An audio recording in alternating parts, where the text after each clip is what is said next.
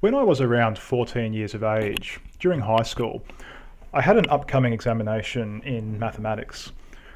And on the night before the exam, I was having trouble falling asleep. I suspect this was due to some underlying test anxiety. But whatever the initial cause, as the minutes and then hours ticked by, I found myself growing increasingly anxious that I would not be well rested for the exam. I ultimately laid awake in my bed that entire night, and whilst a night without sleep did not affect me back then as it does now, I approached the exam with some trepidation about my mental agility that day.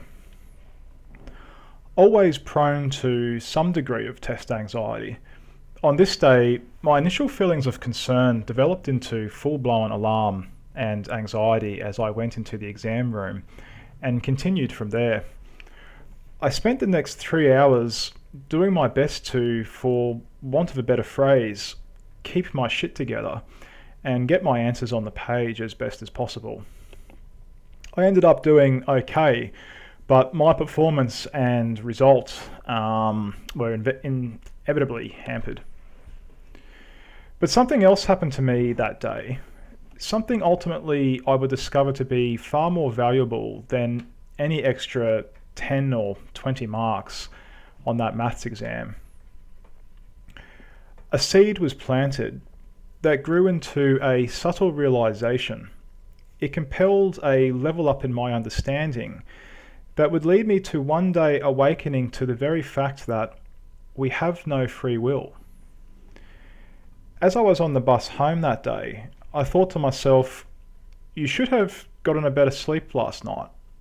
And then, why didn't you get a good night's sleep? And then I thought, why did you get anxious like that last night? And why am I always a bit anxious in these scenarios? And then finally, why are some of my peers so calm in exams? And what if I was too? Would my results have responded more favourably to this? I realised on that day, perhaps on a more rudimentary level, that I displayed anxiety because that's the way I was built. And it was a symptom of my biological configuration and psyche, both of which were moulded by nature and nurture, and most importantly, of which I had no real control. Over the years, I found I could extrapolate from the understanding gained from this one scenario to many scenarios and outcomes in life. Eventually, I realized it could be extrapolated to all scenarios, all outcomes, all modes of being. Everything manifested in this world is governed by the law of cause and effect. There is no free will. And whether you go along with the current of life and existence or swim against it, it is not of your choosing. Because choice is ultimately one of the greatest of illusions, of deceptions. Because there is no choice. There is cause, there is effect. When you swim against the current, it is the only thing you can do in that moment. It is what it is. It happens as it does. Would you presume that if one does have free will, free agency, and volition, that the form of this free will would be conscious thought and direction? After all, what we think of as us is our sense of I, which is a thought. And we believe this thought of I also develops its own motives and thoughts of its own free agency to make decisions and act accordingly based off those thoughts. Essentially, if we believe we have free will, we think that we consciously, and by consciously I mean by our thoughts, decide to act in a particular way towards an outcome. We receive data from our senses, our mind creates a perceptive idea, we feel a motive, Our mind creates an idea of that motive. We desire an outcome. Our mind creates an idea of that outcome and formulates a plan to achieve it. And then we consciously act upon it. To us, in any given situation, we feel a combination of feelings and thoughts. And it is with these thoughts that we think we, of our own free will, regulate, control, and direct ourselves to act in a certain way, to make a decision, to choose left instead of right. We think we have free will because we think. But then this entails something that strangles free will at inception. To have free will would mean we must be free to choose our thoughts. After all, it is nothing but our thoughts that are the rulers of our actions. Or so most of us believe. But we cannot choose our thoughts. Thoughts just arise. To choose a thought would mean you would have to know it beforehand to choose it, which means you would have to think it before you thought it. We are biological machines, configured by nature to operate via input-output processes. We are mechanical in our operation, and this is fitting as we reside in and are a part of a mechanical universe, operating at every level by the levers of cause and effect. This law governs the very neurons in your brain. There is no separate self, no ghost inside the machine conjured up by being more than the sum of its parts, that mysteriously conducts the body's thoughts and actions. This would be magic. An understanding of this in no way negates or diminishes the beautiful capacities we have, we organic machines, to create and appreciate music and art. We philosophize. This does not change. But there is no free will.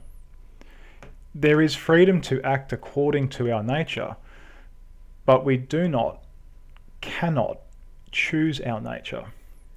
As Arthur Schopenhauer once said, a man can do what he wills, but he cannot will what he wills.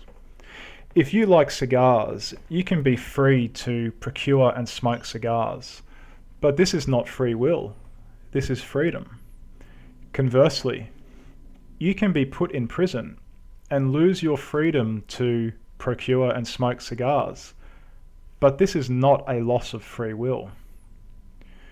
When you are walking in a forest and come to a crossroad, your action to go left instead of right is fundamentally no different, although more complex, than a stream running down the side of a mountain, and at one point its flow veers to the left instead of right. The nature of the water's composition, coupled with the laws of physics, compels it to act accordingly in the only way it can. When you see the crossroad, light reflects off the ground, off the surrounding landscape, and meets the retinas of your eyes. It is here converted into data that travels along your optic nerves into your brain, in which it is turned into information. Your brain processes this information in the only way it can, according to its existing configuration provided to you by genes and external influences, neurons firing off in patterns dictated by cause and effect. A motive is produced by the brain. This all happens subconsciously, and then only after this it appears in your conscious awareness as a thought to act, a thought you mistakenly think you consciously chose. What we call information processing is really just a very complicated break of billiard balls on the billiards table. What I mean by this is that if we could analyze the forces and effects on all the atoms in our bodies at any given moment, the subsequent configuration of our bodies in the next moment, which could be the initiation of an action, could be perfectly predicted in the same way as we could for a break of billiard balls, if the entirety of data on the physical forces, vectors, and bodies were perfectly known to us. Even if the possibility of quantum randomness provides some modification to this in our bodies, this would not beget free will. There is no free will. The universe manifests necessarily, as do we. Don't let your conscious experience deceive you into thinking that when you act, it is in any way different, fundamentally, to any other necessitated act of nature. There is no free will, and this is liberation. You can rest in the knowledge that everything you have done, anything you will do, was and is the only thing you could do and will do in any given moment. Hatred of someone, envy, vengeance, guilt, and regret, these are all normal emotions. We all feel these, and they are normal. They play a role in our understanding and are tools for surviving and navigating this world. But with greater understanding of the nature of reality and ourselves, we can come to temper these emotions where necessary.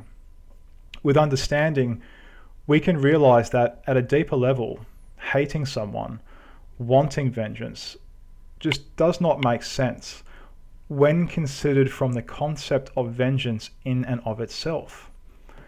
Only when we consider the purpose of feeling hatred or vengeance within the broader context of surviving as an individual in a society can it make sense to us from an evolutionary perspective. You can forgive someone for anything, and you can be forgiven too.